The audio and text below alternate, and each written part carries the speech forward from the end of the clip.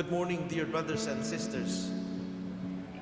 And so today we are gathered here to celebrate this Holy Eucharist, asking the Lord for healing. And I think last time when I was here, we reminded you that every Eucharistic celebration is a healing Mass. Every Mass is a healing Mass.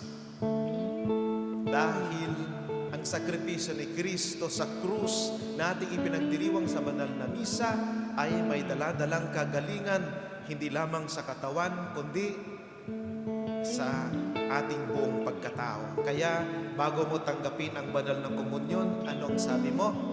Lord, I am not worthy that you should enter under my roof, but only say the word, and my soul shall be healed.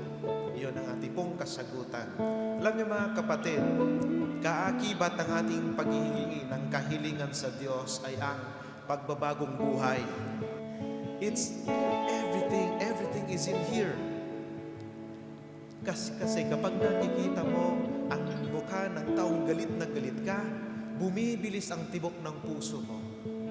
Lahat ng bagay, lahat ng meron ka bilang tao ay may magkaugnay. Connected silang lahat.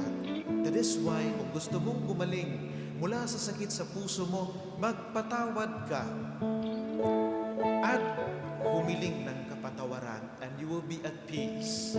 At unti-unting magbabago ang tibok ng puso mo hanggang sa ikaw ay magkaroon ng kapayapaan.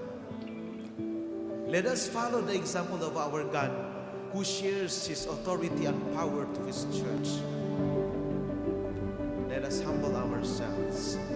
When God told us to take care of the earth, to dominate the earth and everything that is in it, He means loving the earth.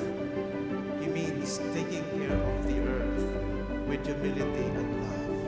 Kaya mga kapatid, ngayong araw na ito, ating hilingin sa ating Panginoong Diyos ang kapakumbabaan ng ating mga puso.